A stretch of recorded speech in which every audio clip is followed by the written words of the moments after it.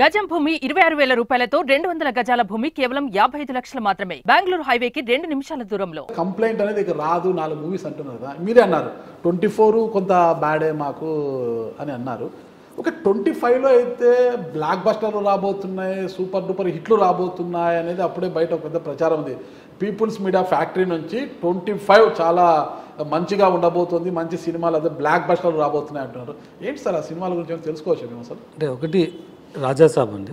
రాజాసాబ్లో అంటే మేము క్రెడిట్ తీసుకోకూడదు, అది కంప్లీట్గా మారుతి గారు ప్రభాస్ గారి మీద కాంబినేషన్ వెళ్ళినాము. బట్ దానిలో way to many factors to make it block buster. So అంటే అది పీపుల్ మీడియా యాజ్ అ ప్రొడ్యూసర్గా క్రెడిట్ తీసుకోవచ్చు, కానీ కాంటెంట్లో వీ మేడ్ ఎ డిఫరెన్స్ అని చెప్పలేను నేను.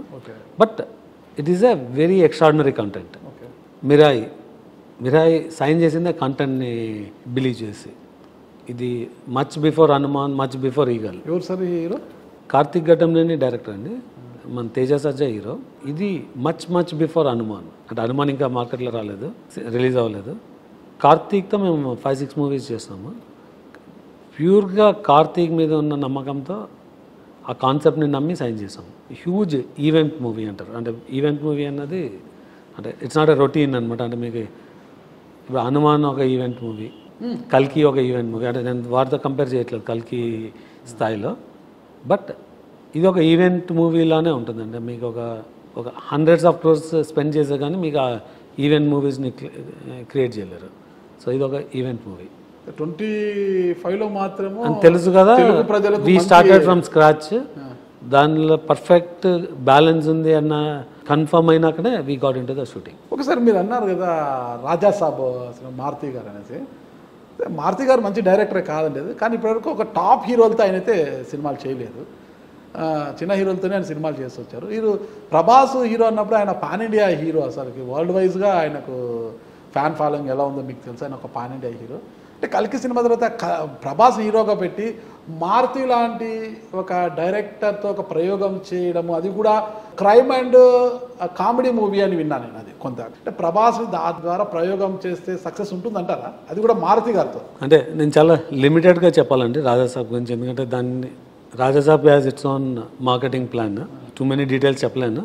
బట్ ఈ సినిమా ఈరోజు స్టార్ట్ అయింది కదండి, 2 years బ్యాక్ స్టార్ట్ అయిన సినిమా. ఇది షెడ్యూల్ వైజ్ కల్కి పోస్ట్ కల్కినే పీక్ షెడ్యూల్ ప్లాన్ ఉండింది. ఇది స్కేల్ వచ్చి ఎవరు ఊహించని స్కేల్లో తీసిన మూవీ అండి. స్టోరీ స్పాన్ కానీ, సెట్స్ కానీ, విఎఫ్ఎక్స్ కానీ, వీటన్నిటితో పాటు మీకు కామెడీ ఎంటర్టైనర్. ఇది ప్రభాస్ గారిని ఒక డార్లింగ్లో చూసినట్టు చూస్తారు. ఒక అంటే లార్జర్ దాన్ లైఫ్ విజువల్స్ ఉంటాయి, దానికి మించిన హారర్ ఉంటుంది. ఇంతవరకు వరల్డ్లో తీయనంత సైజ్ ఆఫ్ హారర్ ఈ సినిమాలో ఉంటుంది. It's not a small movie. మొన్న ఇటీవల ఫస్ట్ లుక్ రిలీజ్ చేశారు కదా సార్ పోస్ట్. దాని మీద ప్రభాస్ అభిమానులు సంతోషంగా లేరు. చెప్పాలంటే ప్రభాస్ కూడా పెద్దగా సంతోషం వ్యక్తం చేయడం లేదు ఆ ఫస్ట్ లుక్ పోస్టర్ని చూసి అనేది అయితే బయట ఉన్న ప్రచారం సార్. అసలు మొన్న రిలీజ్ చేసింది వి జస్ట్ రిలీజ్డ్ గ్లిమ్స్లో it's not the actual content, it is a computer created content. అంటే మీకు అంటే దానికన్నా పెద్ద సెట్ ఉంటుంది మీకు చూపెట్టిన ఆ విజువల్లో చూపెట్టిన దానికన్నా. But it's not a videographed content అనమాట. ఇట్స్ అంటే ఒక ప్రభాస్ గారి లుక్ తప్పితే మిగతాదంతా it's generated. Reviews wise it got a very good response.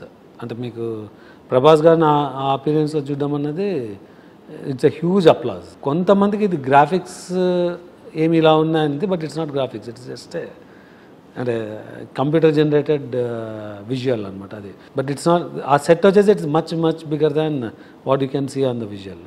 అక్కడ ఒకటే మైనర్ ఫీడ్బ్యాక్ ఉంది, కానీ ఓవరాల్గా it was a great applause అంటే లుక్ వైజ్. అంటే గతంలో మీరు ప్రభాస్ది తెలుగు రైట్స్ మీరు కొన్నారు. బట్ అయితే దాంట్లో మళ్ళీ మీరు దాన్ని ఇతరులకు అమ్మినప్పుడు దాదాపు 30 నుంచి 40 కోట్లు నష్టం వచ్చింది. మరి ఆ నష్టాన్ని భర్తీ చేసుకోవడానికే ప్రభాస్ గారు మీకు రాజాసాబ్ మూవీ అవకాశం ఇచ్చారు, ప్రొడ్యూస్ చేయడానికి అవకాశం ఇచ్చారు అనేది అయితే బయట ప్రచారం సార్. దీని గురించి ఇదంతా gossip and speculation. Okay sir. నేను మీకు చెప్పినట్టు మేము రాజాసాబ్ స్టార్ట్ చేసి 2 years అవుతుంది. ఆదిపురుష్ రిలీజ్ టైంకి నేను 9 months into production of Raja Saab.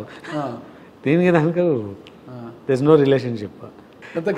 And 100 కోట్లు పెట్టి 100 కోట్లు పోగొట్టుకునేంత మార్కెట్ ఇక్కడ లేదండి. అంటే 2023 is a break even year. నేను ఐ డెంట్ లూజ్ మనీ. లాభాల్లోనే ఉన్నారు అన్నమాట. బ్రేక్ ఈవెన్ అన్నాను. అది ఓకే, మీరంటే ఏదో ప్యాషన్తో మీరు వచ్చారు.